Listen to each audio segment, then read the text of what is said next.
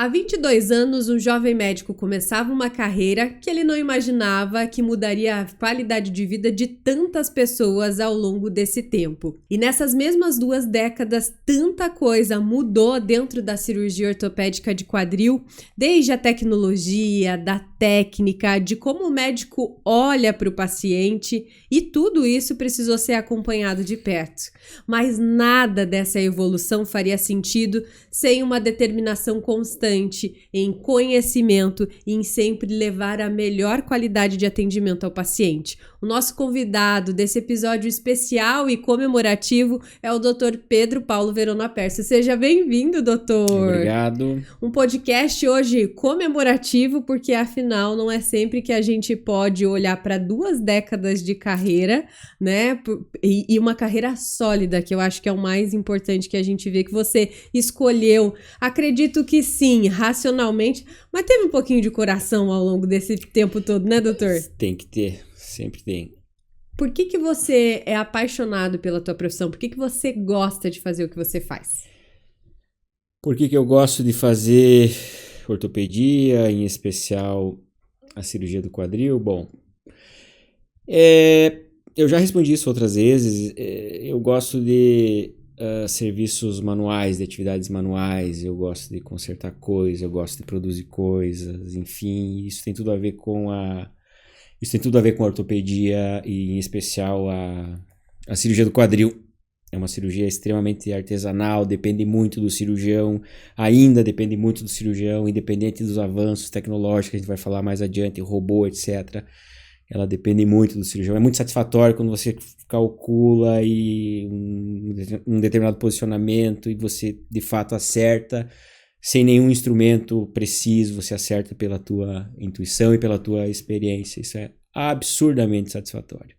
Quando você olha para essas décadas de trabalho, para esses anos dedicados a cuidar dos pacientes e devolver a qualidade de vida, tem algum momento que te faça uma memória mais especial do que outros, ou é muito difícil escolher um ponto específico? É difícil escolher um momento específico. Eu acho que nesses 20 anos aconteceram alguns saltos, alguns pontos de viradas na minha carreira. Por exemplo, a artroscopia de quadril foi uma delas. Acho que foi um ponto de virada em aprender do zero uma técnica nova, absolutamente do zero, totalmente diferente do que eu era habituado a fazer, por uma exigência de mercado, enfim, foi bastante desafiador isso. Mas, ao mesmo tempo, foi um obstáculo grande que a gente conseguiu vencer e hoje a gente é muito feliz também nessa técnica cirúrgica. Eu fico muito satisfeito quando eu faço esse tipo de cirurgia e muito satisfeito com os resultados que os pacientes têm e vendo a satisfação deles, que isso é o que mais importa. Você sabe que nos bastidores a gente conversava e eu comentei, e acredito que você que acompanha lá o doutor nas redes sociais vai ter a mesma impressão, de que você é um cara tecnológico, que você gosta da modernidade. E aí você escolhe a especialidade de ortopedia tantos anos atrás, que não era uma especialidade tão tecnológica quanto outras da medicina. Como é que você equilibrou isso aí e a tecnologia surgiu quando? Bom, a medicina ela avança ano após ano, tem novidades. E eu sou um tipo de médico que olha a novidade e espera ela realmente se consolidar para aplicar no dia a dia, para valer a pena investimento de tempo, etc. Porque muita coisa vem e não se consolida, fica no ramo do modismo. Então, tecnologia é importante, claro que eu gosto, mas eu sempre olho isso com uma certa cautela e observo. Deixa eu ver para que lado isso realmente vai se consolida, se vai se consolidar de fato, né? E a tecnologia, apesar de, como eu disse, a ortopedia ser uma coisa manual, ferramentas, etc., tem tecnologia, tem muita tecnologia por trás disso. Tá, eu quero falar de uma tecnologia específica que você contou aqui nos bastidores. É. Tem um equipamento que antigamente era usado na ortopedia, que hoje não é mais, mas que ainda é usado por marceneiros.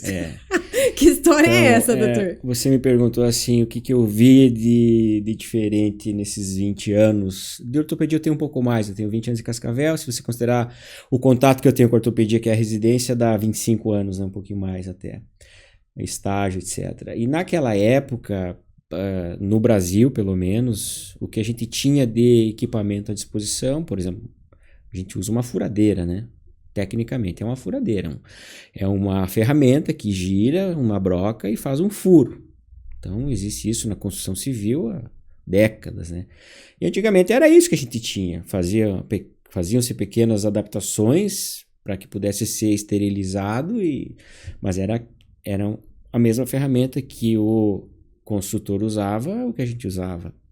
Hoje a gente, olhando para trás, a gente, nossa, que absurdo era, há tão pouco tempo atrás, a gente utilizar um recurso adaptado para fazer uma cirurgia numa pessoa. Felizmente isso evoluiu, né? Hoje a gente chama de perfurador, são perfuradores próprios, lacrados, que vão para um processo que permitem ser passados por um processo de esterilização absolutamente seguros, né? Um processo de esterilização absolutamente seguro, mas no passado, de curto prazo, não era assim, né? 20 anos, se você considerar a história da medicina, não é muito tempo, né? Sim, e nesse período curto mesmo, você acompanhou outras mudanças? Porque e aí me corrija se eu estiver errada, doutora, a gente não falava tanto de protocolo de cirurgia segura, isso não chegava ao grande público de uma forma tão difundida quanto é hoje. Por que isso mudou? Realmente os protocolos estão mais eficientes? Se descobriu novas formas de manter aquele ambiente cirúrgico ainda mais controlado? Sim, a gente sempre está em busca de melhorar, tá? E quando eu falo a gente, os hospitais, os médicos, os anestesistas, enfim. E eu olho assim para trás e penso, toda vez que você está fazendo uma coisa, você acha que você está fazendo a melhor, naquele momento é o melhor que você pode fazer, né? Mas olhando para trás, você pensa, como a gente fazia isso, como é possível? Hoje o que a gente faz é muito melhor do que se fazia, né, há pouco tempo atrás. Então, por exemplo, um outro exemplo que a gente usa no ambiente cirúrgico, sala de cirurgia, é um lugar sagrado. Quanto menos pessoas entrando e saindo, você diminui quantidade de partículas suspensas no ar, e quando eu falo em partícula, eu falo em bactéria, e aí a gente já vai direto para uma situação de uma consequência que é uma infecção cirúrgica, uma situação extremamente ruim. Então, por exemplo, há 20 anos atrás, o que equipamento climatizava uma sala de cirurgia? Um ar-condicionado comum que a gente tinha na sala de televisão, enfim, no escritório, o mesmo filtro do ar-condicionado comum.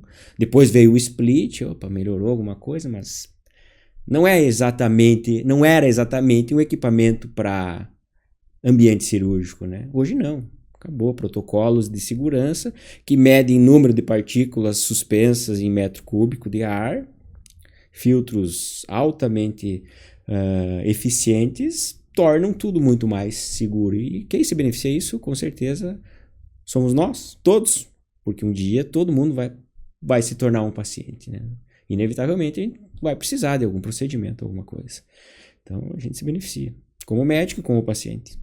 E essa atualização depende de uma proatividade de você continuar aprendendo? Toda a área da medicina exige esse mesmo avanço, esse mesmo continuar estudando? Sim, depende de uma proação do médico e também dos protocolos de segurança, de vigilância sanitária, etc., que muitas vezes acabam impondo isso aos hospitais. E, na verdade, isso é para o bem comum, né?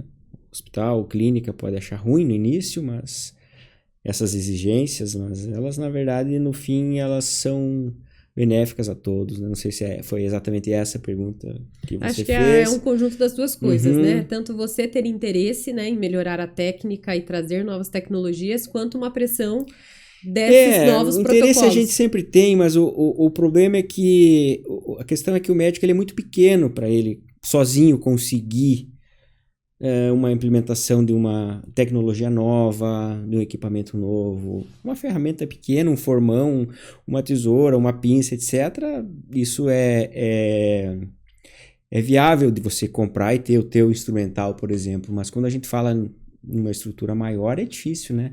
Como é que o médico sozinho vai comprar um equipamento de ressonância que custa milhões de dólares, etc.? Ele não consegue.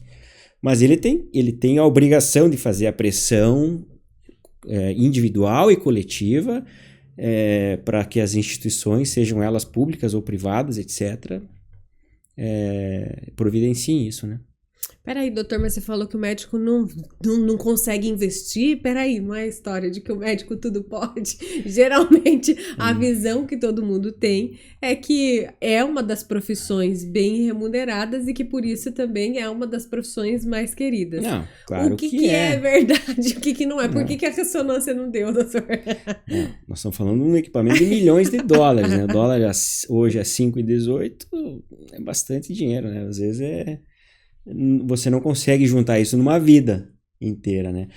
Mas a medicina ainda é uma profissão, digamos assim, viável, apesar da inundação de cursos e de vagas que a gente vê, né? Isso um dia, essa bonança vai acabar, né? Enfim. Mas espaço para o bom profissional sempre vai ter, né? A gente viu isso em outras áreas e espaço para o bom profissional sempre vai ter, né? Falando deles, doutor, você lecionou por 11 anos olhando para o futuro ortopedista. Por que na época você optou por lecionar? O que te cativou nesse dividir aquilo que você sabia? E quando foi o momento de dizer, não, agora eu vou operar mesmo, quero ficar lá em centro cirúrgico? Bom, teve alguns motivos. Em primeiro lugar, eu sempre fui uma pessoa muito tímida. E para falar em público, para falar em entrevista, assim... Você até para falar com o paciente. Não, eu desenvolvi isso é técnica, isso eu desenvolvi. Então, uma maneira de me forçar a desenvolver e ir atrás, sem ter que fazer um curso de oratória, de ter um mentor, essa bobagem aí para mim. Enfim, eu fui dar aula. Eu acho que fui bem sucedido nos 11 anos que eu dei aula. Eu dei aula por 11 anos na disciplina de ortopedia.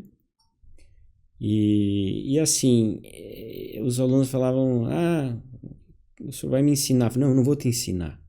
Eu vou transmitir o que eu aprendi. Eu não estou te ensinando. Eu estou transmitindo o que eu aprendi, o que alguém me ensinou. E eu acho que dar aula é transmitir um conhecimento que você já tem. Você filtra, você modela ele e passa ele com a tua peculiaridade, com a tua característica pro aluno. E esse aluno ele vai fazer o mesmo e vai levar o conhecimento para frente. Então, essa questão de me obrigar a falar em público, a dominar uma plateia de 80, de 100 alunos falando no celular e conversando entre si, um exercício muito bom para mim. Foi um pagamento extraordinário para mim.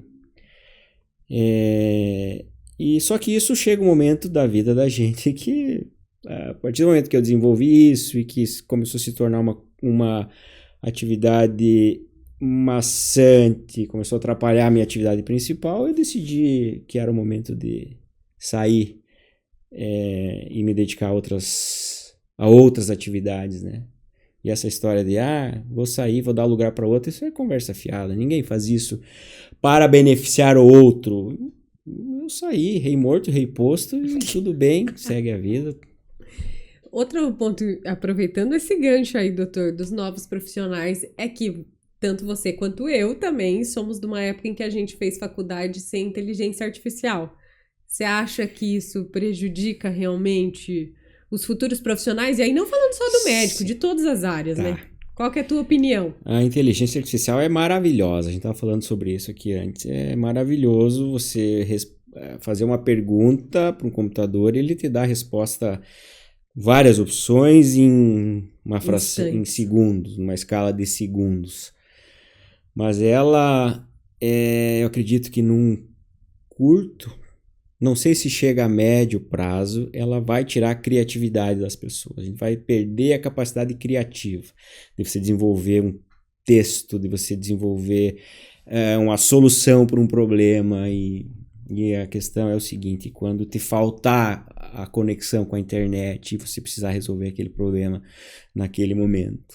Então ela é uma ferramenta excelente para a medicina também, mas ela não vai tirar a opinião final do cérebro humano, ao meu ver, que é essencial, né? Que é quem tem a visão crítica, né? O computador te dá respostas prontas. Dificilmente ele consegue fazer uma análise profunda. Imagina você alimentar um computador com informações de características do que a gente chama da anamnese, que é a entrevista que você faz com o paciente, com as características do exame clínico e com as informações que você capta de um exame. Por exemplo, raio-x, exame de sangue, ressonância, tomografia, etc. E o médico ele faz isso, ou deveria fazer. Tem que reunir essas informações captadas dessas 3 fontes para chegar num diagnóstico. E nem sempre é o que parece, tá? O que o bom médico deve fazer? Ele deve reunir, tirar as variáveis confundidoras ali para chegar num diagnóstico. Você bota isso num computador, ele vai botar num algoritmo e talvez ele te dê mais de uma opção de diagnóstico. Mas no final, alguém tem que decidir. É isso, é aquilo, porque o tratamento pode exigir caminhos completamente diferentes. Uma cirurgia ou um remédio, por exemplo. Então, eu não acredito que pelo menos na minha vida, ela vai substituir 100% a habilidade médica de fazer diagnóstico. Eu vou até trazendo para o contexto, né? O doutor faz parte do grupo de quadril e ali vocês são vários especialistas da mesma área e alguns casos geram discussão entre vocês. Vocês também precisam ter esse olhar de colaborar Sim. com o diagnóstico do outro? E por Sim. que isso é importante para o médico? É o velho ditado, 2 cabeças pensam melhor do que uma, 4 olhos veem melhor do que 2, e às vezes quem está olhando de fora do caso vê coisas que quem está de dentro, envolvido no caso, envolvido com o paciente, não está enxergando. Entendeu? O médico, o cirurgião em especial, ele tem algum grau de envolvimento com o paciente, emocional, enfim. Sabe a história que está ali por trás. E sabe o que o paciente sofreu e tem o compromisso de ajudar e de resolver aquele problema. E a medicina ela não é perfeita, 1 mais 2 não é 3. Né? Não é direto. Nossa anatomia não é tão exata quanto não parece. Não é, e você executar o mesmo tratamento em pessoas diferentes, você vai ter resultados variáveis diferentes. Então, às vezes, quem está com a cabeça fria, olhando de fora, enxerga, não, aqui tem, você não valorizou isso, ou você não percebeu isso. Então, é muito bom quando você tem uma equipe dessa forma. Imagina você estar numa cirurgia ali e as coisas começam a seguir um caminho, por exemplo, começa a sangrar de maneira exagerada, enfim. Não dá para encerrar a cirurgia e voltar daqui 1 hora com a cabeça fria e descansada. Não, você tem que resolver aquilo naquele momento, sob pressão. Porque se você não estancar aquele sangramento, e cirurgia ortopédica sangra, se você não interromper aquele sangramento, o paciente vai chocar e ele vai morrer na tua frente, e aí? Não tem segunda chance. Isso é muito pesado, então, né? Lógico que pro doutor que lida com isso é mais fácil, mas pra gente que é de fora, sempre que não é fácil. Ainda é chocante. Não é fácil. É difícil.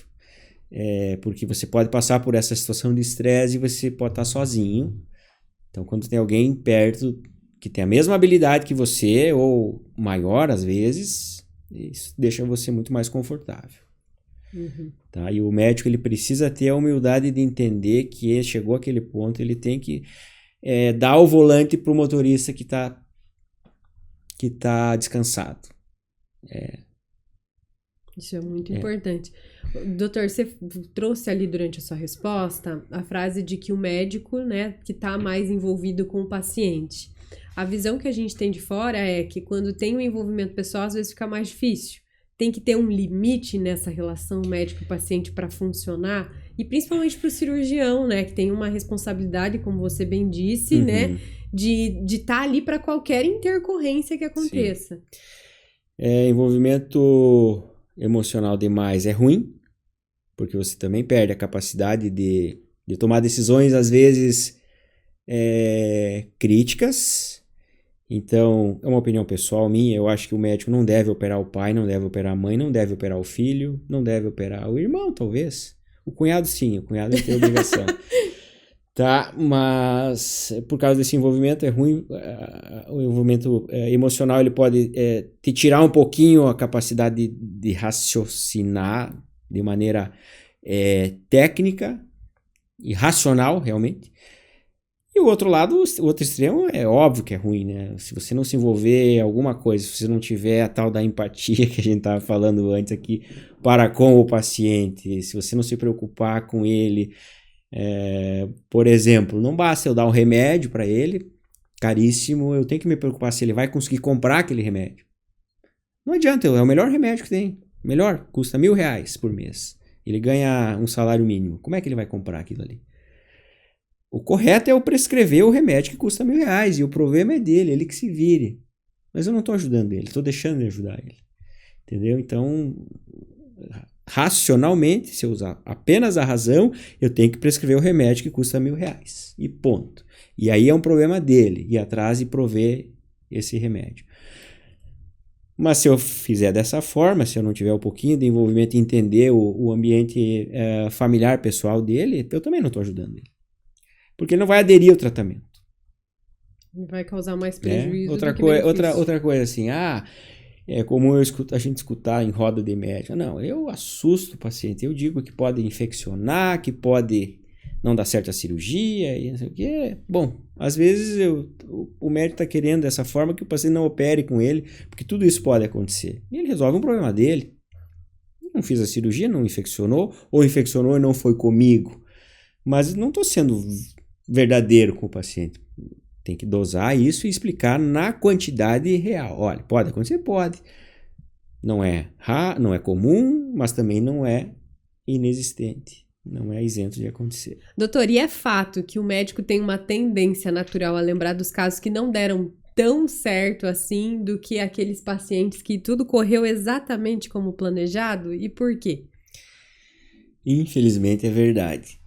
A gente esquece da imensa maioria dos casos que deram certo e vai lembrar daqueles 5, 6 que deram errado e principalmente nos que deram bastante errado, né? Porque, eu não sei, eu acho que notícia ruim ela vende mais do que a notícia boa, né? E vende mais por mais tempo. Só vê no jornal.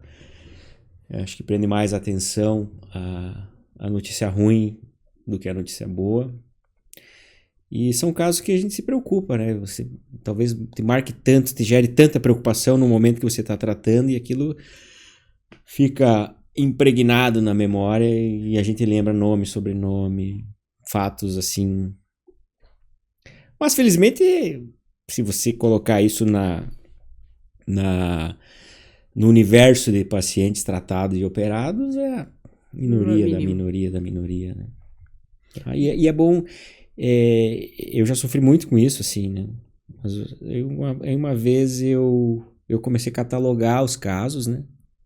Então eu ia lá, não, esse caso não deu como eu queria, não foi bom como eu queria, mas daí eu olhava assim, centenas de linhas do Excel, centenas de casos que eu tinha não esquecido, mas assim, que eu tinha esquecido que eu tinha operado. Não, beleza, dentro da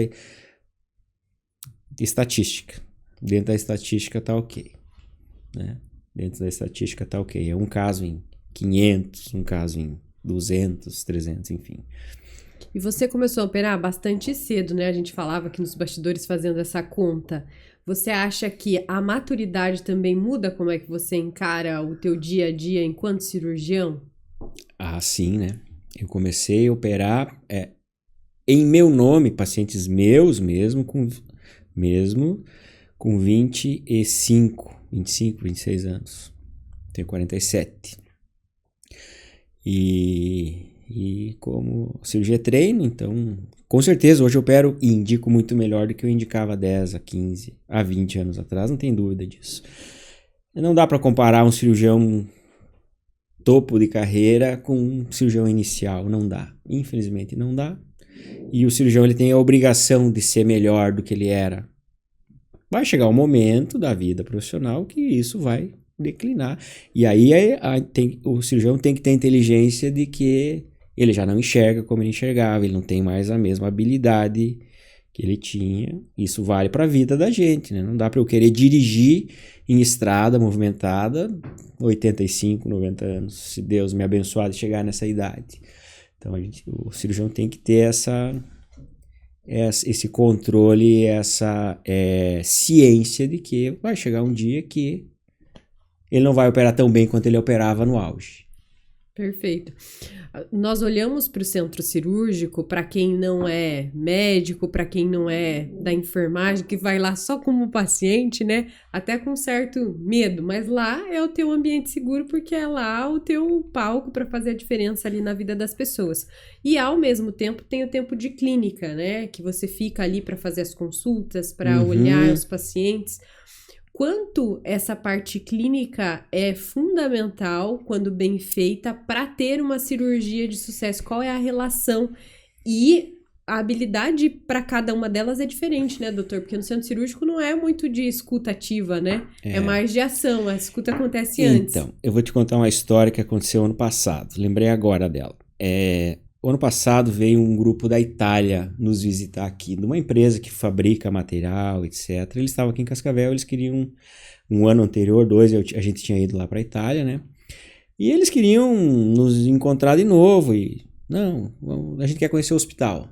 Eu falei, não, primeiro vocês vão lá conhecer o consultório. Ah, mas por que não? Vamos lá que eu vou mostrar para vocês. Aí eles foram lá no CEOT e eu falei, olha, aqui é onde tudo começa. Tua prótese, que é fabricada lá na Itália, que custa tanto, tem alto desempenho, não sei o quê, aqui é que começa o processo de a gente poder utilizar o recurso fantástico que você produz no paciente. É aqui, na consulta.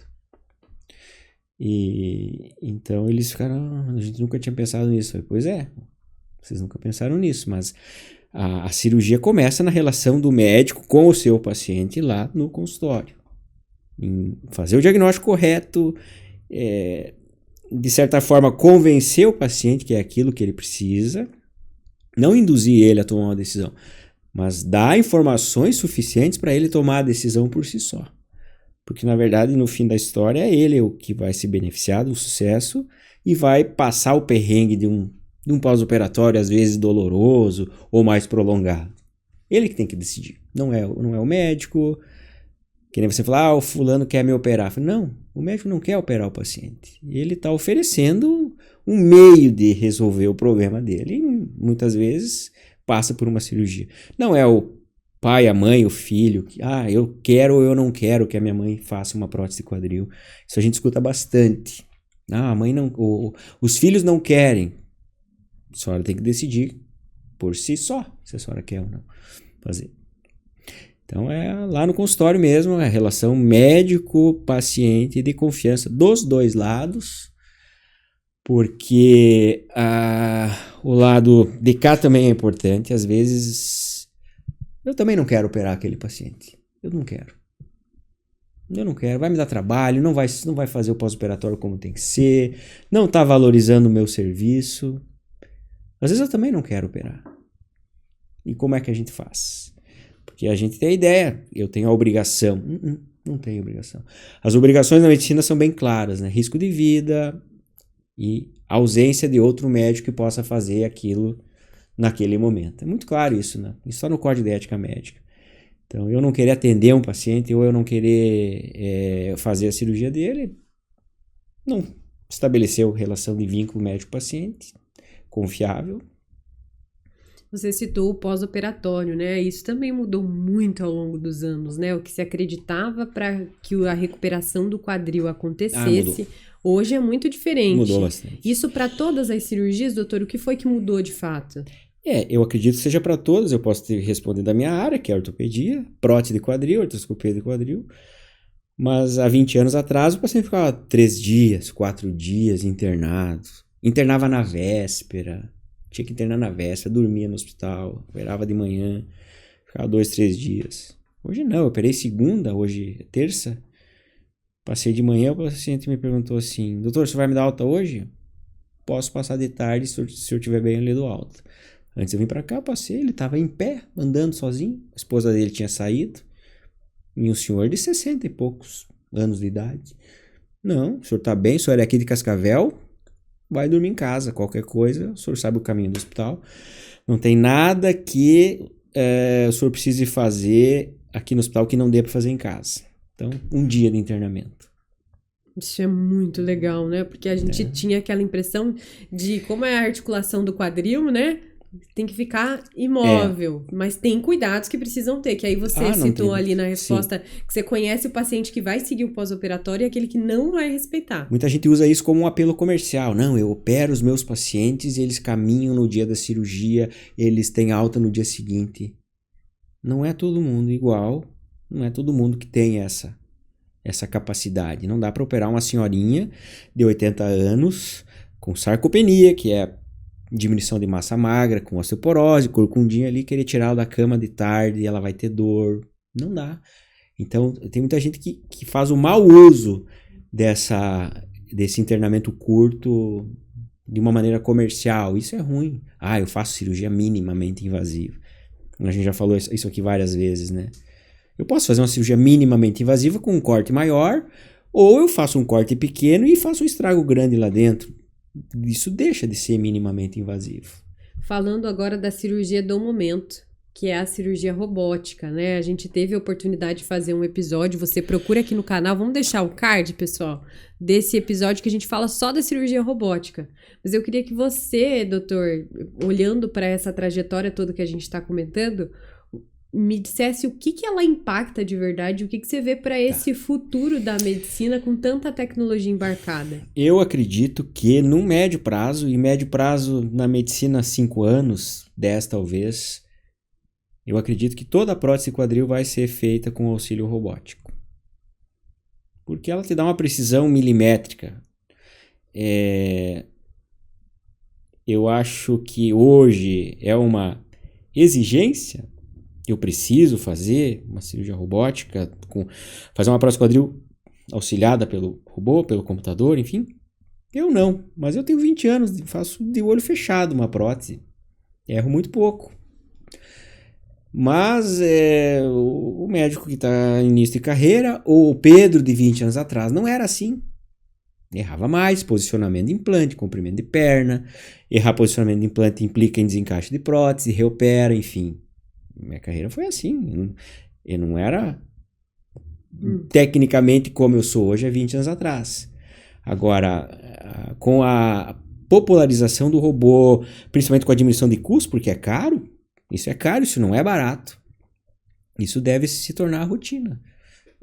Espero que sim, vai ajudar bastante. Vai evitar muita reoperação de pacientes. E não tem risco dele dar um pane, assim? Aquela pessoa que já pensa no problema. E daí, no risco de pane, o cirurgião tem que assumir. Ele tem que saber fazer o procedimento da mesma forma? É a inteligência artificial, a criatividade que tem que estar ali para resolver o problema na falha da tecnologia. Tem que ter, então, tem que estar olhando para todos os lados. Eu já participei de cirurgia que o robô desligou. Recomeça. Tem que recomeçar, tem que dar o restart. Tudo bem.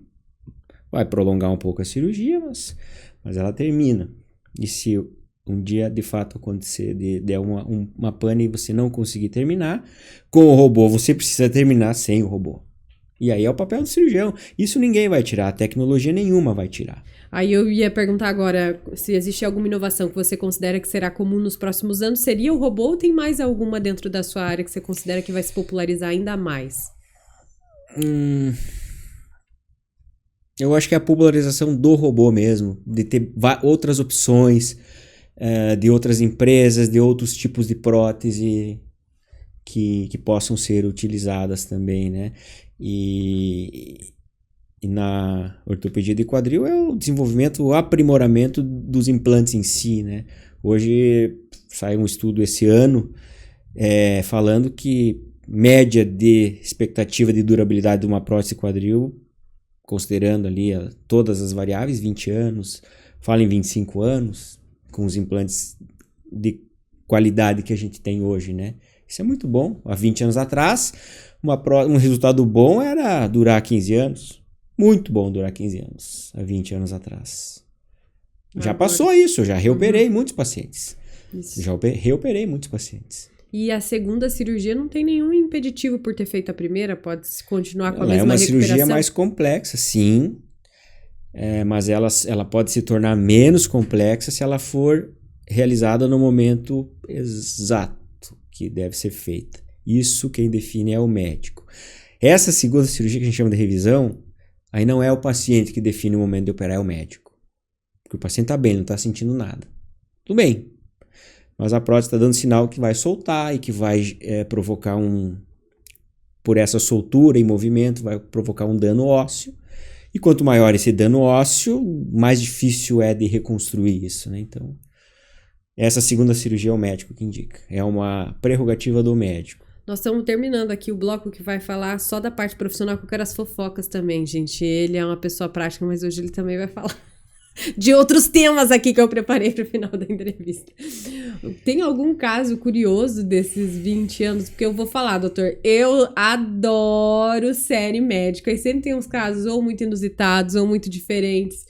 Claro que não é assim, a gente sabe, mas deve ter acontecido alguma coisa. São muitos anos trabalhando na área de saúde. O que você consideraria interessante? Na ortopedia não é tão comum assim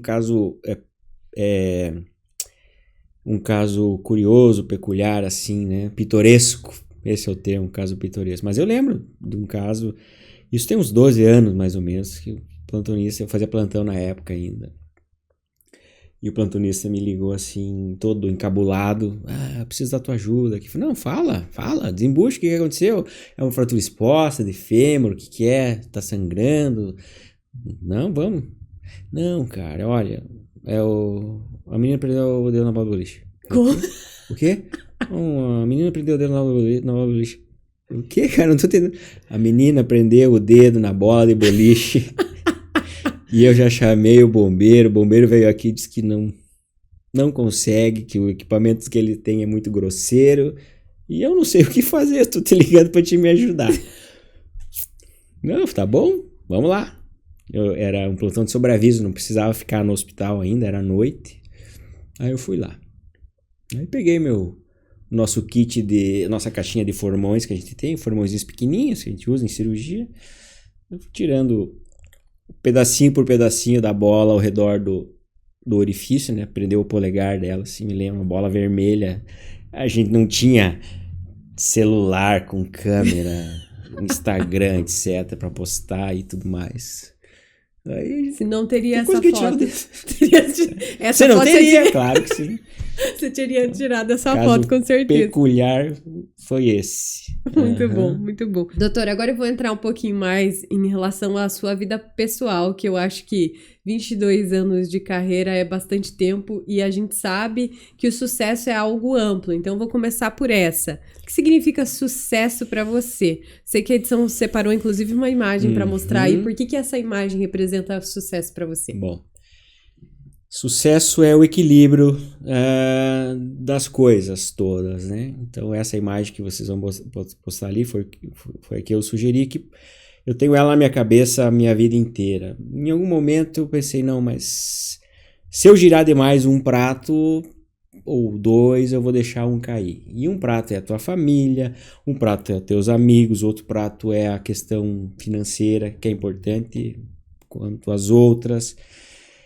Outro prato é a tua profissão, enfim, elas têm que girar, todas têm que girar. Se você trabalhar demais e correr atrás de dinheiro só, talvez o prato do teu filho caia. E depois que ele caiu, ele quebra. Tá cheio de exemplo ruim aí. De médico bem sucedido, profissionalmente, milionário. E olha o histórico familiar dele.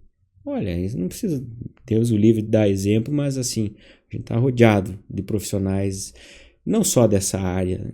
De família que por algum momento se perdeu a estrutura Ao mesmo tempo, eu não posso me dar o luxo de, na segunda-feira de tarde, ficar brincando com as crianças, de bater bola na grama, porque no final do mês os boletos vão cobrar. Então, o sucesso para mim é o equilíbrio disso tudo, dessa bagunça que a gente vive, né?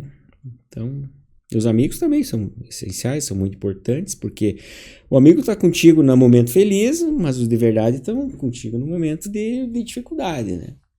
No momento de dificuldade que você vai ver os que sobram na tua mão de 5 dedos, né? O que foi mais como um ponto de virada que a gente falou lá da parte profissional para dentro da vida pessoal? Foi a paternidade, que é o que todo mundo fala que realmente muda a sua visão sobre a vida? Aconteceu isso com você? A paternidade e a maternidade também, eu vou falar da parte que me toca, que é a paternidade. Ela é uma bênção, né? Meu Deus do céu. Mas ela é uma maldição também. Porque a partir do momento que você se torna pai, que você se torna responsável por pessoas que dependem 100% de você, inicialmente, do ponto de vista emocional, do ponto de vista financeiro, a vida muda completamente. Então, você tem preocupações que você, quando era solteiro ou sem filho, você não tinha. Tem que... No final do mês, você tem que dar conta dos compromissos todos, sejam eles econômicos. No dia a dia, você tem que dar conta dos compromissos afetivos de casa. Então, a vida muda 100%, completamente, né? Lógico que não existe nenhum pai no mundo que tenha se arrependido. Mas é uma responsabilidade bastante grande. E você deixa de viver só para você. Você deixa de viver para você, você vive em função daquelas pessoas que são teus dependentes. E eles vão ser teus dependentes emocionalmente e economicamente por um tempo. E depois, se você não criou vínculos fortes, eles não vão voltar. É assim na vida Também a gente aprende isso. O Felipe, meu filho mais velho, tem 16. Eu não sou um pai 100% experiente porque tem muita coisa que eu não passei, eu ainda vou passar. Mas a gente tem que aprender olhando os outros pais, as experiências. Então, a gente aprende muito observando e o que aconteceu com outras pessoas, né? Do ponto de vista das coisas boas e das coisas ruins, né? Você falava do equilibrismo dos pratos, né? Vou mandar aqui o meu abraço para Vanessa, que é uma pessoa que eu também admiro muito. E vocês começaram a namorar ainda... Você estava na faculdade, então ela acompanhou todo esse processo. Qual que é a importância de ter uma pessoa que eu imagino que tenha que ter sido compreensiva com a rotina que você falou lá no começo, ser mais intensa? Como é que foi a parte do relacionamento para vocês continuarem juntos e felizes até hoje? Uma frase clichê, mas muito verdadeira, que por trás de todo grande homem, não que eu seja grande, mas por trás de todo grande homem existe uma grande mulher, ponto final. Ou ela desgraça a tua vida, ou ela te impulsiona. O meio termo não vai existir. Não vai existir. E vocês se escolheram bem cedo, então? Faz 19 anos que vocês estão casados? A gente tem 19 Tomara que eu esteja certo. A gente tem 19 de... Senão algum prato vai quebrar. De casamento. Mas de relacionamento, bastante, um pouco mais. 25, por aí, talvez mais. Aí é uma conta que pode variar, né? Depende do balanço que se faz, né? Doutor, você pensa em como você quer ser lembrado no futuro? Talvez até quando você não estiver mais nesse plano? Eu quero ser esquecido, Jéssica. Eu quero ser esquecido. Eu quero ser lembrado enquanto eu tô aqui, enquanto eu trato bem meus pacientes, eles lembram de mim para encaminhar para outros pacientes e eu consiga fazer o meu trabalho que eu me propus a fazer e sustentar a minha vida e dos meus com esse trabalho que eu escolhi, porque no fim é isso. A profissão que eu escolhi, a maneira que eu escolhi para pagar minhas contas foi essa. Então eu quero ser lembrado durante esse tempo. Depois que eu pendurar a chuteira, eu quero ser esquecido. Eu não tenho essa vaidade de virar nome de rua, capa de livro. Daqui 50 anos, daqui 100 anos, daqui 150 anos, nenhum ser humano que está andando hoje sobre a Terra vai estar andando sobre a Terra. A população toda do mundo vai ser diferente da que a gente tem hoje. Gente, você entendeu isso? Tá, mas nos próximos 20 dá pra ser lembrado. O que você quer pro futuro próximo? Não, os próximos 20, com certeza, porque eu ainda vou estar no meu auge profissional. O que você espera desse futuro próximo? Você tem planos e o que você tem feito de especial para que eles sejam cada vez mais prósperos? Bom, isso que a gente está fazendo aqui é um exemplo disso, né? Porque envolvimento, participação em mídia social é uma coisa extremamente recente, principalmente na área médica, né? E isso é uma maneira de a gente ser lembrado. Você vai comprar um produto numa loja que você lembra dessa loja, né? Então, é isso que eu te falei, eu quero ser lembrado, porque, veja, se você faz um trabalho bem feito, esse paciente, ele vai te recomendar para alguns outros, e esses alguns outros vão te recomendar para alguns outros, isso é uma rede que vai longe. Doutor, eu quero terminar esse podcast com um brinde pela sua história, pela sua trajetória, sucesso, que venham muitos mais. Toma um golinho pra dar sorte. É verdade. Mas é água. Que bom que é água, doutor. Estamos totalmente sóbrios. Não, doutor, eu queria realmente agradecer a sua participação. Acho que para qualquer jornalista, conversar com pessoas que têm tanta experiência dentro de uma área tão específica é uma grande honra, porque a gente sabe que o desafio de ser hiper especialista num mundo como o de hoje, ele é grande, né? A gente tem cada vez profissionais mais generalistas que falam de tudo e que publicam de tudo. Então, a especialidade realmente é algo que nos deixa muito feliz de poder compartilhar. Mas assim, continuando, não é possível na medicina, na ortopedia, eu ser muito bom em várias áreas, não é possível. Então eu escolhi fazer ortopedia e cirurgia de quadril e eu acho que eu faço muito bem esse nicho. Meu nicho de negócio é esse. Eu posso falar pela videoartroscopia, tá? O Max tá zerado. Que bom. Muitíssimo obrigada, doutor, mais uma vez. Eu que agora agradeço. A gente vai finalizar com compromisso. Você volta, tá? Daí a gente vai bater outros papos. Sempre que for convidado. Não vou te investigar mais sobre a vida pessoal. A gente fofocou hoje aqui porque foi um episódio especial. Esse é o LikeCast. Agradeço a sua companhia. Você faz o seguinte, se inscreve no canal, porque toda semana tem vídeo novo aqui no canal com a responsabilidade de te ajudar a refletir sobre a vida, conhecer histórias que realmente valem a pena ser compartilhadas. Eu me despeço de você com um convite para você seguir também o doutor lá nas redes sociais. Tô deixando todos os links aqui. Minha equipe maravilhosa tá deixando todos os links aqui na descrição. Te vejo de novo em breve. Até mais!